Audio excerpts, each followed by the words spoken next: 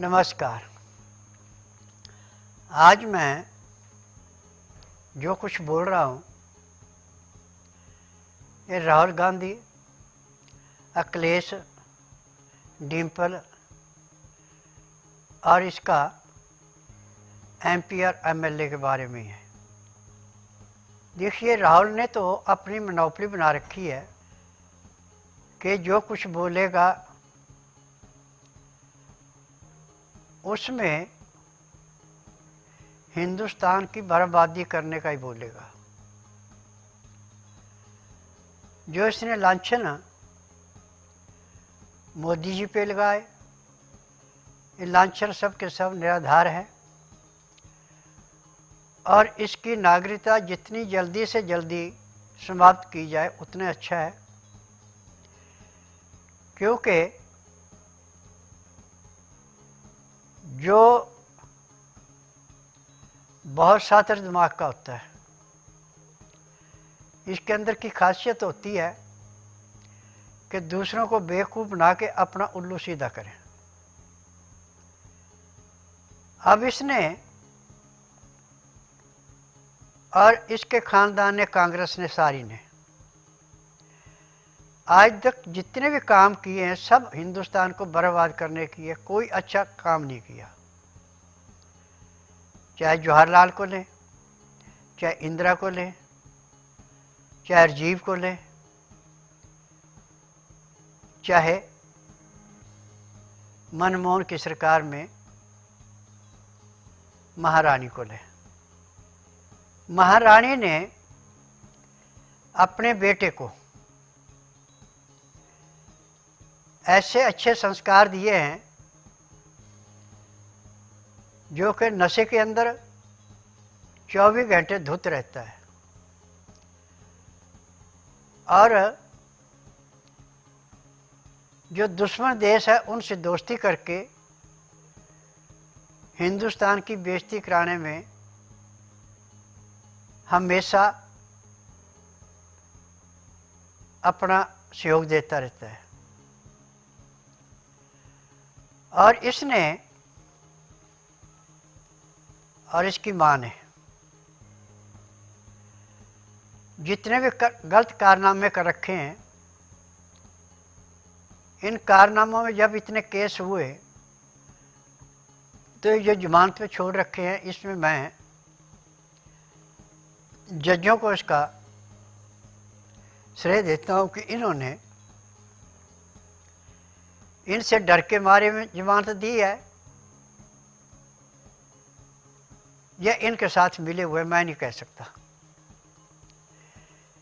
क्योंकि इतने बड़े कांड में जमानत नहीं होनी चाहिए थी। ऐसे तो जेल में होने चाहिए थे, क्योंकि जेल के अंदर इनको पता लगता कि हेरा फेरी की सज़ा क्या होती है। आज तक कोई भी एक भी काम अच्छा किया हो इन्होंने तो साबित करके दिखाएं, और इन्होंने लूटने के अलावा कोई काम नहीं किया। आज तक जितने भी काम किए हैं सब लूटने किए हैं। और 25 तारीख से जब से संसद चली है तब से इसने काम करने कहाँ दिया, और उल्टी सीधी बातें करके आंखें दिखाता है। तो ऐसे आदमी को तो संसद में जाने का हक नहीं होना चाहिए। यदि आप इसकी नागरिकता भी समाप्त नहीं कर सकते हैं तो इसका लोकसभा में आना भी बिल्कुल बंद कर दिया जाए और इसकी संसदी बिल्कुल ख़त्म की जाए तो ही अच्छा है। क्योंकि राहुल और खड़गे ये दोनों इतने बददिमाग हैं कि इन्होंने सोच लिया कि हम हिंदुस्तान को बर्बाद करेंगे। तो आप ये सोच लें कि हिंदुस्तान तो बर्बाद नहीं होगा, परंतु आप दोनों की बर्बादी अब पूरी है। आप लोगों ने चोरी के अलावा कुछ किया नहीं, और वक्फ बोर्ड को जो ज़मीनें आपने दी हैं वो तो सारी की सारी ज़मीनें जो वापस आएंगी। और मैं तो इस बात का भी समर्थन करता हूँ कि जहाँ जहाँ पे बाड्रा जी को न ज़मीनें दिलाई और ज़मीनें इनसे वापस लेके, और जो कंपनियां अपने पास आ रही है उन कंपनियों को दे करके हिंदुस्तान को बचाने की कोशिश करें, क्योंकि इन्होंने हर जगह लूटने के अलावा कोई काम नहीं किया। और जो इसकी बहन प्रियंका अब संसद बन के आई है, इसका भी जो अपोजिशन में खड़े थे वो कोर्ट में केस करें। जो इसने झूठा सर्टिफिकेट दिया है, एफिडेविट, इसने अपनी पूरी प्रॉपर्टी, अपने आदमी की प्रॉपर्टी नहीं बताई है, इस पर इसकी सांसिता जा सकती है। और अखिलेश ने, इसके सांसद ने, एमएलए ने जो कांड कराया है और इनकी मदद कर रहा है, इनको भी कड़ी से कड़ी सज़ा दी जाए और इन पर भी केस चलना चाहिए। और जो डिम्पल ने, अखिलेश ने लोगों को बेवकूफ़ बना के जो मुसलमानों की मदद कर रहे हैं, इस पे पूरा ध्यान दे के इनके ऊपर केस तो लाजमी होना चाहिए, क्योंकि जो भी एक कांड हुआ सब इनकी वजह से हुआ। इन्होंने इनको उकसाया, पैसे भी दिए होंगे, बिना पैसों से तो कोई आदमी आता नहीं इतना। जो मस्जिद में कांड हुआ, इनमें पुलिस वालों की कोई गलती नहीं है, ये तो वीडियो खुद दिखा रहा है। और इन्होंने कितने दिन पहले वो तैयारी कर रखी थी, जो छतों पे ईंट पत्थर रखे थे और हथियार रखे थे। तो जिस जिसके वीडियो पकड़ में आई है, इन सब को जेल में डालना चाहिए। और इनमें उग्रवाद के कानून में इनको उम्र सज़ा होनी चाहिए जेल के अंदर, तभी हिंदुस्तान सुखी रह सकता है। और मैं तो चाहता हूँ कि जो इन्होंने कर्म किए हैं, जज इस पर ध्यान दें और इनकी नागरिकता समाप्त करें। हिंदुस्तान में उग्रवादी का कोई स्थान नहीं है। और जो किसानों को भड़का रहे हैं, नशे की कारोबार को बढ़ा रहे हैं, अब जो बाहर से इतनी ड्रग्स पकड़ी जा रही है, इसमें सबसे बड़ा हाथ कांग्रेस का ही है, और वो भी सबसे बड़ा राहुल का। राहुल ने आज तक कोई भी एक भी काम ठीक किया हो तो आप उसके बारे में बताएं। और आज पूरे हिंदुस्तान में जहाँ पे कांग्रेस की सरकार है, वहाँ पे देखो क्या क्या अत्याचार हो रहे हैं। और ये हिंदुओं के ऊपर बार बार उंगली उठाता है कि हिंदू उग्रवादी हैं। उग्रवादी तो आप और आपकी माँ हैं। यदि 26/11 के हमले में उस टाइम आपने मिलिट्री को इजाज़त दी होती कि पाकिस्तान पे अटैक कर दो, तो आज जो हाल हिंदुस्तान का हो रहा था ये नहीं होता। तो आपको हिंदुस्तान से प्यारा तो पाकिस्तान है, कनाडा है, जहाँ पे जाके आप उग्रवादियों को मर्द कर रहे हैं। आज आपके पास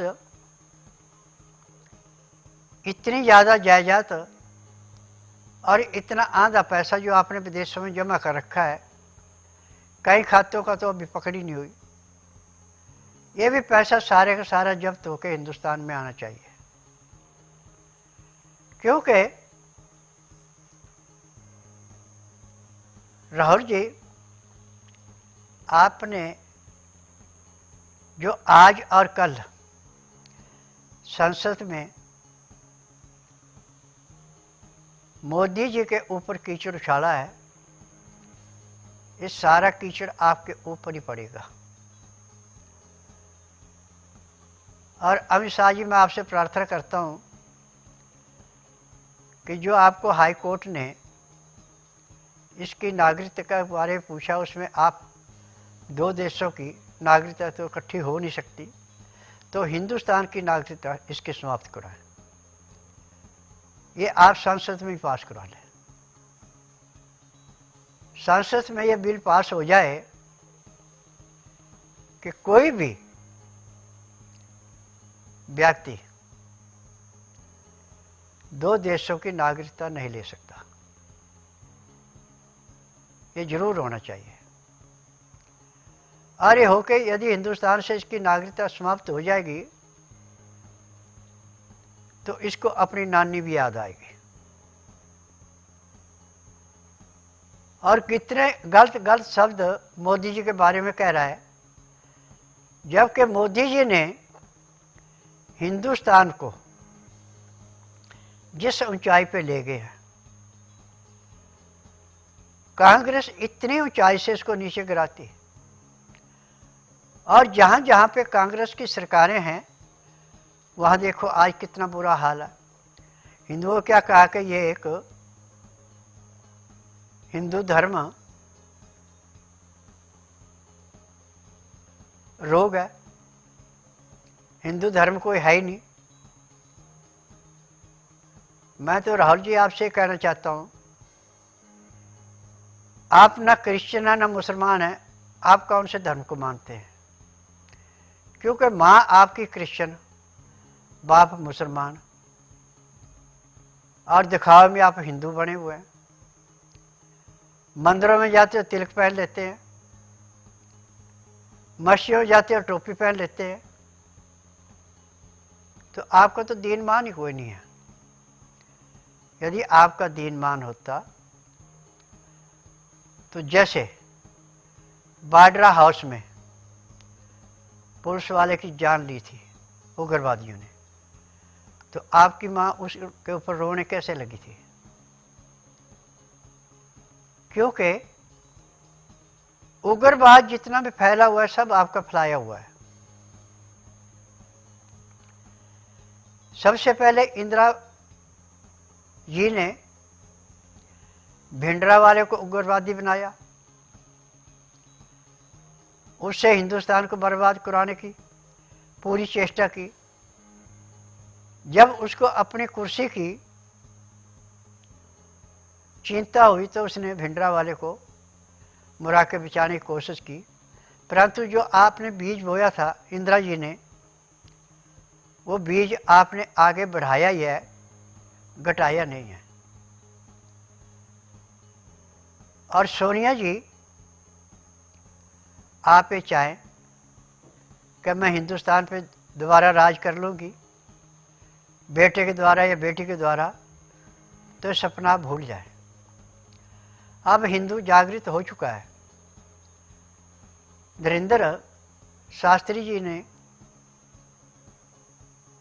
जो 9 दिन की पद यात्रा की है, इससे हिंदू की आंखें जो बंद थी, आंखें खुल चुकी हैं। अब हिंदू आपके बहकावे में आने वाला नहीं है।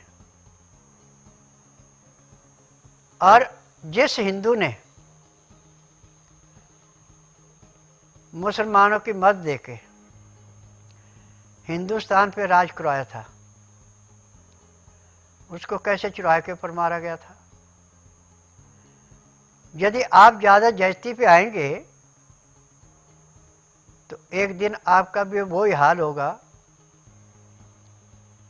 जो जयचंद का हुआ था। और जो हिंदू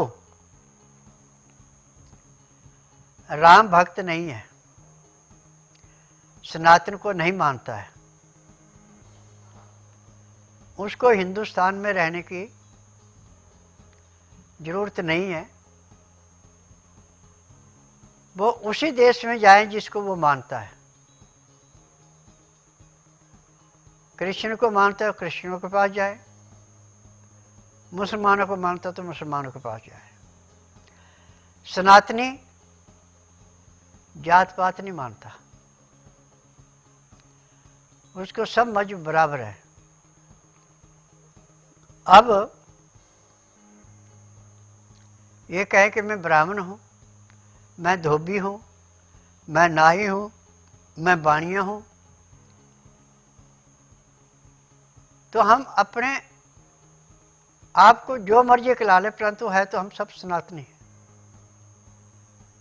सनातन धर्म में सब बराबर हैं, इसमें कोई छोटा बड़ा नहीं है। और जिसने छोटे बड़े की पहचान की है वो मिट्टी में मिलेगा। अब वो मिट्टी से निकल नहीं सकता। जैसे कीचड़ में कोई चीज़ फंस जाती है, ऐसे फंस गए आप। महाराष्ट्र में अभी चुनाव हुए, कितने अच्छे रिजल्ट निकले, परंतु वहाँ पे सरकार क्यों नहीं बन रही। शिंदे के ऊपर भी मैं लांछन नहीं लगा रहा हूँ, मैं स्पष्ट कह रहा हूँ कि यदि आपके अंदर इंसानियत होती तो आप जैसे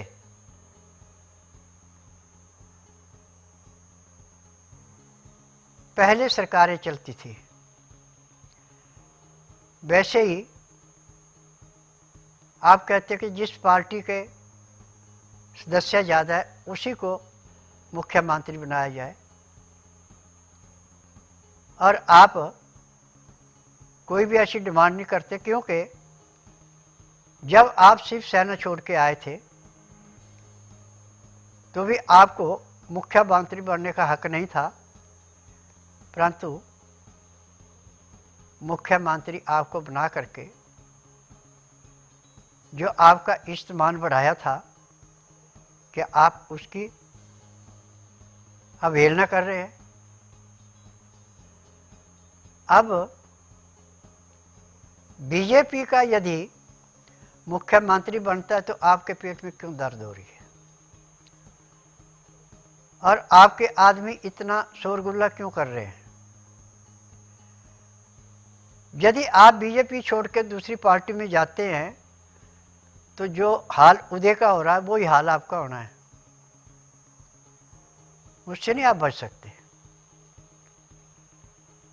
और सनातन धर्म तभी कामयाब होगा यदि आप बीजेपी के साथ रहेंगे। और यदि आप बीजेपी छोड़ करके कांग्रेस में जाने की कोशिश करेंगे या और को पार्टी बना के कोशिश करेंगे, वहाँ से कहेंगे कि जैसे उदय बना था मुख्यमंत्री ऐसे में बन जाऊं, तो अपने दिमाग से निकाल दें, आप कभी नहीं बन सकते।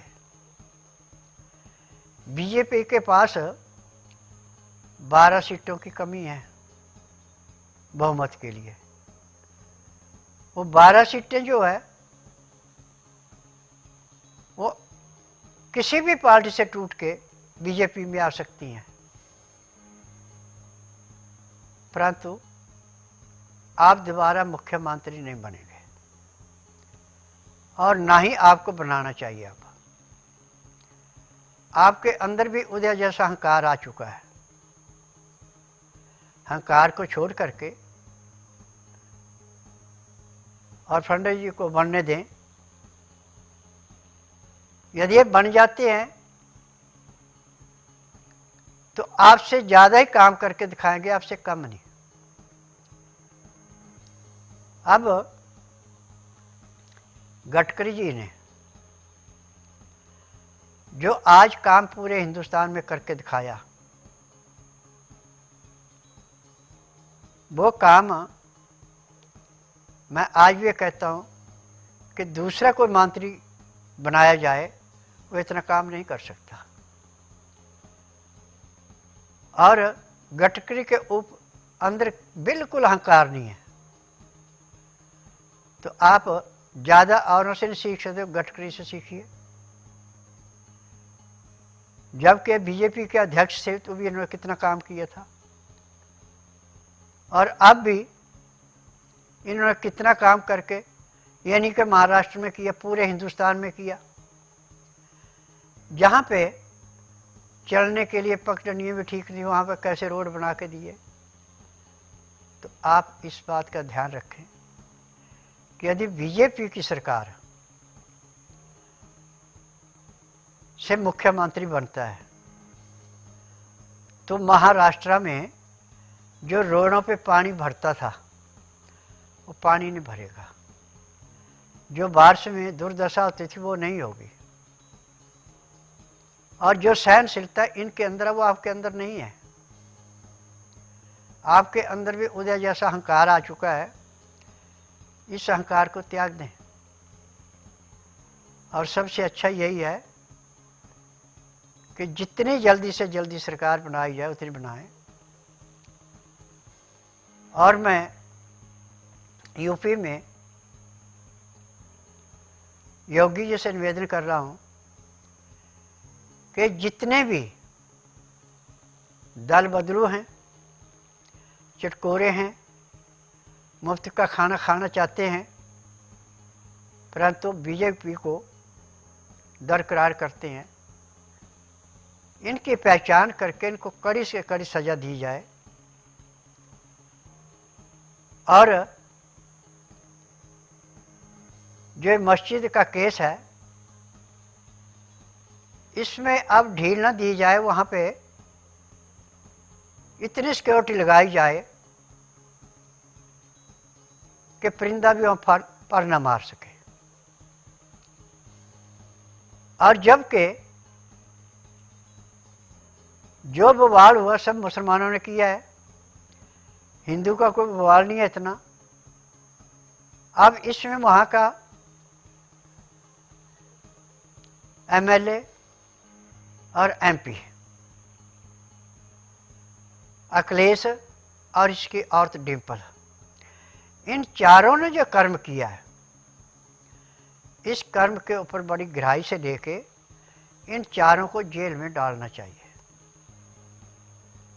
तो पूरे हिंदुस्तान में ये तहलका मच जाएगा कि हाँ, योगी जी ने गलत नहीं किया, इसने बहुत अच्छा किया। और उसके बाद हर पार्टी में ये डर होगा कि हम गलत काम करते हैं, और योगी जी का बुलडोजर यदि चल पड़ा तो हमें भी घर से बेघर होना पड़ेगा। आपको सुप्रीम कोर्ट से पूरी इजाज़त है कि गलत काम जिन्होंने किया वहाँ बुलडोजर चलाइए आप। और जो भी आपका कोई भी वर्कर गलत काम कर रहा है उसकी इंक्वायरी जो आप करा रहे हैं, जिसकी रिपोर्ट नहीं आई उसको जब तक रिपोर्ट नहीं देगा एक भी पैसा तनख्वाह का या किसी चीज़ का नहीं देना। तो उनकी अक्ल अपने आप ठिकाने आएगी कि अत्याचार का रिजल्ट क्या मिलता है। आज जितना भी अच्छा काम आपने यूपी में करके दिखाया, इतना आज तक किसी भी मुख्यमंत्री ने करके नहीं दिखाया। और 2017 तक जब तक आप मुख्यमंत्री नहीं बने थे, तो जब रास्ते में कभी बात होती भी थी कि यूपी कहाँ से स्टार्ट होगी, तो हर आदमी के मुंह से एक ही बात आती है, जहाँ से रोड पे गड्ढे आना शुरू हो जाए समझो कि यूपी आ गई। और आपके आने के बाद आज यूपी स्वर्ग बनता जा रहा है।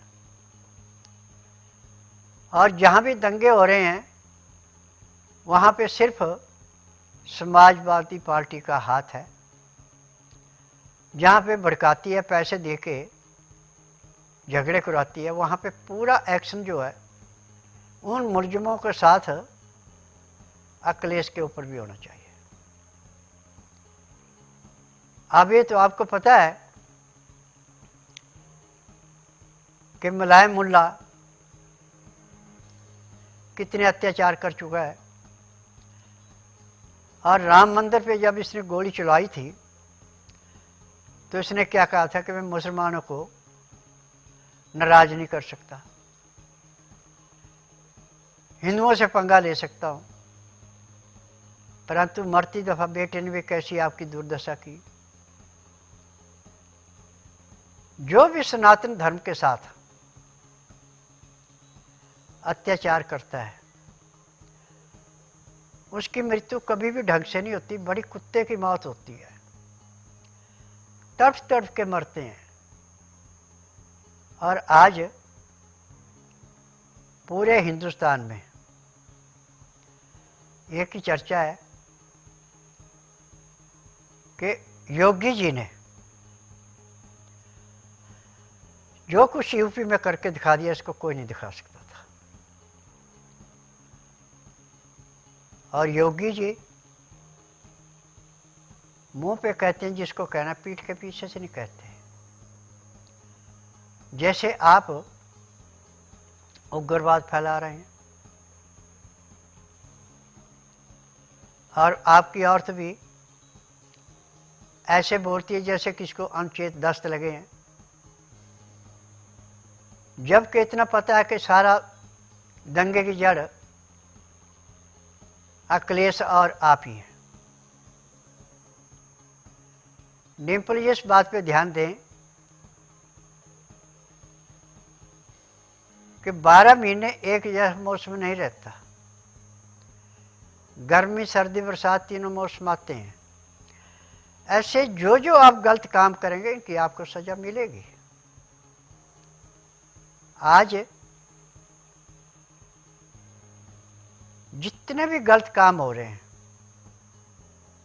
उनमें सब में आपका दोनों का हाथ है। यदि आप दोनों का हाथ नहीं होता तो जो दुर्दशा आज यूपी के अंदर हो रही है वो दुर्दशा बिल्कुल नहीं होती। आज 8 से 10 दिन में जो जो कर्म आपने जगह जगह करवाए और आपके एमएलए एमपी कर रहे हैं इसका सारे का हिसाब आपको देना पड़ेगा। और मैं तो भगवान से एक निवेदन करता हूँ कि भगवान ऐसे लीडरों को ऐसी सजा दी जाए कि 4 पाई पे एड़ियाँ रगड़ने के लिए मजबूर हो जाए। अब मानसिक रूप से तो आप दोनों ही ग्रसित हैं। अरे मानसिक रोग दिमाग में इतना बैठ जाएगा कि आपको दिन और रात का भी पता नहीं लगेगा। क्योंकि जो जो कारनामे आप मुसलमानों से करा रहे हैं और गुंडों से करा रहे हैं वो सारे के सारे पकड़े जा रहे हैं। और जब आपका नाम आता है तो आप कैसे उससे छटपटाते हैं। आज किसी भी बीजेपी के वर्कर का थोड़ा सा भी लीक पोल निकाल दे कि इसने यहाँ पे इसको गलत कहा और इसने झगड़ा कराया, सनातनी किसी किस्म का गलत काम करके राजी नहीं है। और जो मंदिरों पे मस्जिदें बनी हुई हैं, ये सारी की सारी मस्जिदें 2045 से पहले पहले समाप्त होंगी और हिंदुस्तान को हिंदू राष्ट्र बनाने से कोई नहीं रोक सकता। आज पूरे संसार में हिंदुस्तान की पहचान है कि मोदी जी ने सबसे एक निवेदन किया कि प्रेम भाव सबसे बड़ी चीज़ है, लूट मार धाड़ सबसे गंदी चीज़ है। और आज जहाँ जहाँ भी युद्ध हो रहा है, वहाँ वहाँ कितने अत्याचार होके कितने की जाने गई जिनका कोई दोष नहीं था। ये दोष जो अड़ियल है उनके ऊपर लगेगा। और जिन्होंने अत्याचार बढ़ाया उनका सर्वनाश अच्छा हुआ। इस्राएल ने जो भी कर्म किया, अच्छा कर्म किया, इसने गलत नहीं किया। और कितने देश इसके ऊपर हैवी हैं और सबको कैसे माँ तोड़ जवाब मिल रहा है, उसका कोई कुछ नहीं बिगाड़ सकता। परंतु जो अपने धर्म की आड़ लेके दूसरों के ऊपर आरोप डाल के गलत काम कर रहा है, उसको भगवान भी माफ़ नहीं करता। आज किसी भी रूप में जाएं, हम कहीं से भी जाएं, आपने देखा होगा कि हर जगह जो भी अत्याचारी है उसको कितनी भयंकर सजा मिल रही है। और आज हिंदू हर जगह मार क्यों खा रहे हैं? इसलिए कि हम हिंदुओं में बहुत से दोगले थे जो कि जन्म तो हिंदू का ले लिया, परंतु कर्म जो हिंदू का नहीं किया, उग्रवादियों को किया, तो आज उनको भी सजा मिल रही है। ये सजा इतनी भयंकर है कि आप बरादरी में मुंह दिखाने के काबिल नहीं रहेंगे। राहुल ने, खड़के ने, जो भी राज्यसभा और लोकसभा में अपना अंधविश्वास फैलाया, इसकी सज़ा तो इनको ऐसे मिलेगी कि इस जन्म तो भुगतेंगे, परंतु अगले जन्म भी इनके बर्बाद जाएंगे। क्योंकि आपने देखा होगा कि पुनर्जन्म, जिन बच्चों का जन्म पिछला याद है, उन्होंने आप बीती कैसे बताई और कैसे हो रहे, इस चीज़ को आप मान के चलें। अब मुसलमान तो अपने आप को कहते कि हमारा दोबारा जन्म नहीं होता। आपने देखा होगा कि कई ऐसे केस आए हैं जो पिछला जन्म मुसलमान के घर का था और ये जन्म हिंदू के घर में हुआ, और उसको पूरी याददाश्त है, और जहाँ जहाँ उसने जो जो कर्म किए थे वो सारा कुछ वहाँ जाकर उसने बताया। तो परिवार को, आस पड़ोस को भी उसका साहस हुआ कि नहीं, पुनर्जन्म होता है। और सनातन धर्म में हमारे चारों वेदों के अंदर इसका लेख है कि पुनर्जन्म हर एक का होता है। और इंसान की जुन्नी पता नहीं कितने योनियों भोगने के बाद मिलती है, परंतु अल्प मौत जो मरता है उसका पुनर्जन्म बड़ी जल्दी हो जाता है। और बचपन में अनजाने में आपने कोई गलती की है और सूझबूझ आने के बाद आपने उन गलतियों को सुधारने के लिए अच्छे कर्म किए हैं, तो भगवान भी उसको द्वारा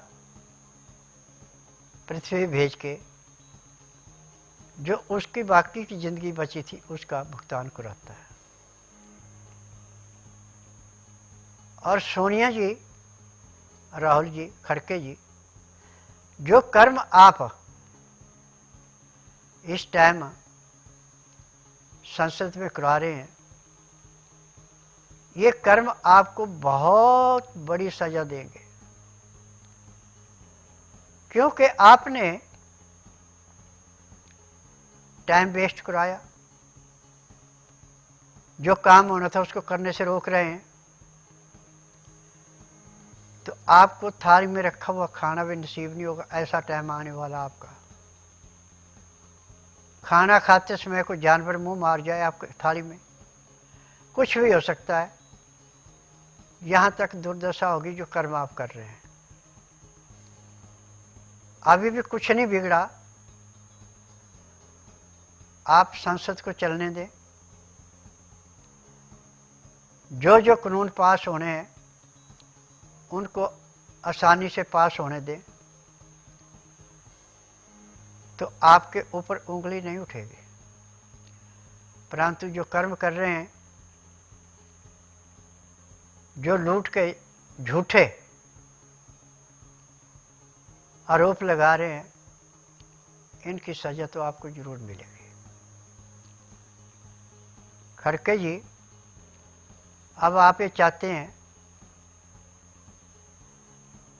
कि मैं तो नाम का हूँ, मैं तो एक रबड़ की स्टैंप हूँ, करता धरता तो सारा राहुल और राहुल की मम्मी है।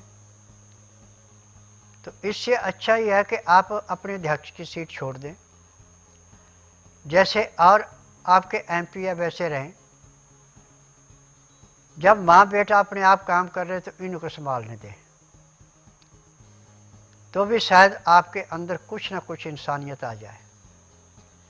परंतु ये चाहें कि नहीं, मैं रबड़ की मोर बन के अध्यक्ष बन के रहूं और जो कुछ महारानी का लाल कहेगा वही मैं करूं, तो इससे आपका कभी भला नहीं होना। आप इससे नुकसान ही उठाएंगे। और आज हिंदुस्तान को बर्बाद करने की जो आपने सोची थी, बर्बाद हिंदुस्तान नहीं होगा, हिंदुस्तान आज़ाद होगा। अब कर्नाटका में जो जो कर्म आपने किए हैं, इनकी सज़ा तो आपको बहुत ज़्यादा मिलेगी। और कांग्रेस का राज तो शुरू से ही दिखावे का रहा, चापलूसी का रहा और लुटेरेपन का रहा। आज तक जितने भी कर्म जवाहरलाल ने, इंदिरा ने, राजीव ने, मनमोहन ने किए हैं, रणसिंह राव से कराए थे आपने, वो सारी सज़ा मिलेगी। और जो वक्फ बोर्ड की प्रॉपर्टियाँ ये अपने आप को कह रहे हैं कि मेरी है, वो कोई नहीं मिलनी। अब ना तो आपके पास उसके कागजात है, ना ही आपके पास उसको सबूत है। झूठे सबूतों को कोई नहीं मानेगा। आज आपको वही सज़ा मिलेगी जो एक अपराधी को मिलती है। अब मदनी जो है, ये अपने आप को कहता है कि मैं हिंदू हूँ, मुसलमान हूँ। आप यदि असली मुसलमान होते तो आप इतना अत्याचार नहीं करते, आपके घरों में इतना असला नहीं मिलता। आप तो पक्के उग्रवादी हैं। और आपने जो जो कर्म किए इसकी सज़ा जरूर मिलेगी। और हिंदू एकता होने के बाद जो हैदराबादी ने कहा था कि 15 मिनट का टाइम दो, पुलिस को हटा लो, देखो मैं क्या करता हूँ। अब वो देखना कि पुलिस तो रहेगी, परंतु सनातनी आपको सब सिखाएंगे। ये सब इतना गहरा होगा कि आप जिंदगी भर याद करेंगे, हाँ हमें किसी से वास्ता पड़ा था। अब मैं सभी सनातनियों से एक निवेदन करता हूँ कि एक तो आप जो सुबह कॉलगेट है, पेप्सोडेंट है, कोई भी है, ये मंजन करना छोड़ दे। इसमें मरे हुए जानवरों की हड्डियों का चूरा और केमिकल होता है और कुछ नहीं। यदि आप पेड़ों की लकड़ी की दातन करेंगे तो उससे लाभ ज़्यादा होगा। ये नहीं कर सकते हैं तो आप इतना करें कि सिंधा या काला नमक, काली मिर्च, फटकरी, मीठा सोडा, लौंग, काली मिर्च पीस के इसका मंजन बना लें। चाहे उंगली से करें चाहे ब्रश से करें, आपको दांतों में कभी किसी किस्म की तकलीफ नहीं होगी। जिनके मसूड़े फूलते हैं, जिनकी जीभ पे या गालों में छाले हैं, जिनके टॉन्सिल बार बार हो रहे हैं, जिनका थायराइड है, वो भी समाप्त हो जाएगा। और पानी 12 महीने हल्का गर्म पिएं। फ्रिज की चीज़ें कच्ची हैं तो आप फ्रिज में रख सकते हैं, पकी हुई चीज़ कभी फ्रिज में मत रखिए। और खाना उतना ही बनाएं जितनी आपको ज़रूरत है खाने की। जो आपके पास खाना बच गया, या तो किसी को खिला दें या गाय भैंस कुत्ते कौवे को किसी को भी डाल दें। जो एक बार खाना बना के ठंडा होकर दोबारा गर्म करते, वो भी आपको रोग पैदा करता है। और जिस भी अनाज को आपने खाना, उसकी चोकर नहीं निकालनी। चोकर निकालने के बाद जो आपका आटा है, ये सिर्फ आपको रोग पैदा कर सकता है, आपको निरोग नहीं कर सकता। आज जो लीवर फैटी हो रहा है, तिल्ली में सूजन हो रही है,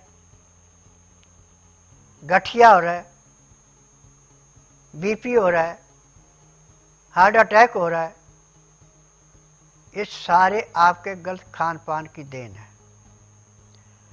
मैं नाड़ी वैद्य हूँ, ना तो मैं रोगी से पूछता हूँ कि बीमारी क्या है, ना कोई टेस्ट रिपोर्ट में करता हूँ। मेरा नियम है कि बुधवार की मैं छुट्टी रखता हूँ, गुरुवार से लेकर मंगलवार तक नाड़ी परीक्षण करता हूँ। जिस दिन रोगी ने आना है नाड़ी परीक्षण कराने, उस दिन रात्रि 10 बजे तक खा पी के दातन कूड़ा करके बड़ी इलायची मुंह में रख के चूसता रहें। सुबह 9 से 10 के अंदर अपना नामकरण कराएं। 10 से 12 में नाड़ी परीक्षण करता हूँ। नाड़ी परीक्षण में पैर के तलुए से सिर के बाल तक की MRI, CT scan, x-ray, ultrasound, ECG, sonography सब कुछ 5 सेकंड में हो जाता है। फिर उसके बाद दवाई खाने की या पीने की है, मालिश करने के तेल हैं, आँख में, नाक में, कान में डालने की दवाइयाँ, दांत मंजन है। इनकी विशेषता है कि जिस दिन रोगी आता है, रोग कितना भी पुराने से पुराना, उसी दिन उसको 15 से 20% आराम तो जरूर मिलता है। महीने 1.5 महीने में रोग समाप्त होता है, दवाइयाँ बंद हो जाती हैं। मेरे आश्रम में किसी भी रोग की दवाई सारी उम्र नहीं खिलानी पड़ती। जैसे रोग समाप्त होता है, दवाइयाँ बंद हो जाती हैं। और यहाँ पे किसी अंग को सुन्न नहीं किया जाता, उसको पूर्ण रूप से स्वस्थ किया जाता है। आज मेरे पास किडनी के मरीज, गठिए के मरीज,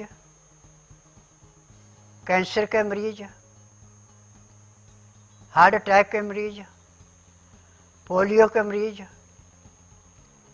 पैरालिसिस के मरीज, डिस्ट्रोफी के मरीज, जिस दिन आते हैं उसी दिन उसको 10 से 15% आराम परमानेंट मिल जाता है।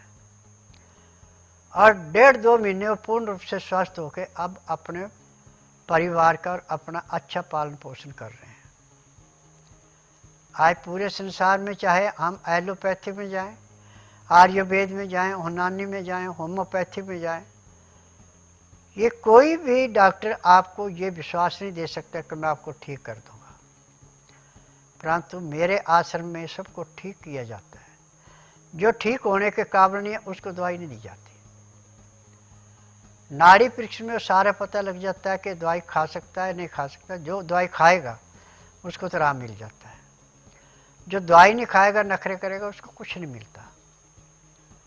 आज पैर के तलुए से सिर के बाल तक का कोई रोग ऐसा नहीं जिसका मैं उपचार नहीं करता। और यहाँ पे ना तो मुंह से बोलना पड़ता है कि मुझे तकलीफ है, ना कागज पत्र लाना पड़ता है, न परिवार की हिस्ट्री बतानी पड़ती है। यहाँ का जो नियम है कि 12 घंटे पेट खा लिया, नब्ज देखी, जो रोग मिला दवाई दी, उसी दिन 20% आराम तो उसको परमानेंट मिल जाता है। परंतु जो परहेज नहीं करता है, परहेज में आनाकानी करता है, उसको दवाई नहीं दी जाती। अरे दवाइयाँ सारी जड़ी बूटियाँ हैं। मेरी अपनी फार्मेसी दवाइयाँ बनाने की, मुझे 10,000 जड़ी बूटियों की पहचान है जिनसे दवाइयाँ बनाता हूँ। ये दवाइयाँ रजिस्टर्ड है, पेटेंट है, इनका साइड इफेक्ट कोई नहीं है। और आज supreme court, high court, lower court, सब जगह से मुझे सर्टिफिकेट मिले हुए हैं कि जो 15-15, 20-20 साल से दवाइयाँ खा रहे थे और दवाइयों के ऊपर अपना जीवन निर्वाह कर रखा था, आज वो बिना दवाई से अपना अच्छा जीवन व्यतीत कर रहे हैं। क्योंकि जड़ी बूटियों में ये काबिलियत है कि हर एक रोग को ऐसे समाप्त करती है जैसे अग्नि जला के ईंधन को समाप्त करती है। और एलोपैथिक में तो सारे संसार में दवाई सिर्फ बिजनेस है। उस अंग को सुन किया जाता है जिसमें तकलीफ होती है, रोग नहीं करता। और उसका टाइम होता है किसी का 2 घंटे, किसी का 4, किसी का 6, किसी का 8 से ज़्यादा शरीर सुन नहीं किया जाता, फिर खुराक लेनी पड़ती है। परंतु स्वास्थ्य उपचार में ज़्यादा रोग है तो 3 बार दवाई लेनी पड़ती है 8-8 घंटे के फासले से। कम रोग है तो 2 बार के दवाई खाने से रोग कट जाता है। और महीने 1.5 महीने से फालतू इलाज किसी का नहीं होता। जो लापरवाह है वो भले ही टाइम ज़्यादा लगा ले, परंतु रोग हर एक का जड़ से करता है। आज मैंने पूरे संसार से एक ही निवेदन किया कि आंधे को दिखाना, बहरे को सुनाना, गूंगे से बुलाना, बांझ से संतान उत्पत्ति कराना, न मर्द को मर्द बनाना, अनहोनी को होनी करके दिखाना। और इसमें ना तो रोगी से कोई कागज पत्र मांगा जाता है, ना कोई टेस्ट रिपोर्ट मांगी जाती है, ना उसके घर की हिस्ट्री पूछी जाती है। 12 घंटे पेट खाली है तो नाड़ी परीक्षण में जो बीमारी मिलती है वही दवाई दी जाती है। रोगी ठीक होता है, दवाइयाँ बंद हो जाती हैं। आज मेरे पास संसार के कोने कोने से जो हिंदी जानने वाले हैं वो अपना उपचार करवाने आ रहे हैं। बल्कि जो विदेशी हैं जिनको हिंदी भाषा नहीं आती समझ में और रोग बढ़ रहा है और उनके संपर्क पे कोई हिंदू अब बताता है कि चलो फलानी जगह आपका इलाज है, वो भी आके अपना इलाज करवा रहे हैं। टीवी के माध्यम से आपने देखा होगा, यूट्यूब पे सांस्कृतिक चैनल 24x7 पे, सेहत की बात पे, घरेलू उपचार पे, कि कैसे कैसे रोगी आके और कैसे यहाँ ठीक होके और अपना पूरा रोग का निवारण देके और ठीक होने तक का बता रहे हैं। तो यहाँ पे पैसे देके किससे इंटरव्यू नहीं कराया जाता। इंटरव्यू बिना पैसों से कराया जाता है। जिसके मन में दूसरे के प्रति प्रेम भाव है वो अपना इंटरव्यू देता है। जिनके अंदर अहंकार है वो अपना इंटरव्यू नहीं देते। आज पूरे संसार में जब कोई ज़्यादा दुखी होता है और जो यहाँ का उपचार करा के ठीक हो चुका है, जब वो उसको बताता है कि देखिए ये नंबर है, ये स्थान है, आप वहाँ जाइए, आपको आराम मिलेगा। तो इस पोजीशन में किडनी के, पांडु रोग के, गठिए के, टीबी के, हार्ट अटैक के, डिस्ट्रोफी के मरीज सबसे ज़्यादा आ रहे हैं। और जो डॉक्टर कहते हैं कि आपके नाक की हड्डी बढ़ गई, हड्डी कहीं की नहीं बढ़ती। नाक में मांस फूल जाता है जिसका नज़ला बिगड़ता है। अब वो भी मेरी दवाई से हफ्ते में नाक से सांस लेना शुरू कर देता है, और जब मांस फूला हुआ वो अपने आप बैठ जाते हैं। जो रात को खराटे लेते हैं वो खराटे तो 3 दिन में बंद हो जाते हैं। तो आज मैं पूरे संसार से जहाँ भी मेरा प्रोग्राम को देख रहा है, जो सुनो उनसे एक ही निवेदन है कि सनातन धर्म को अपना के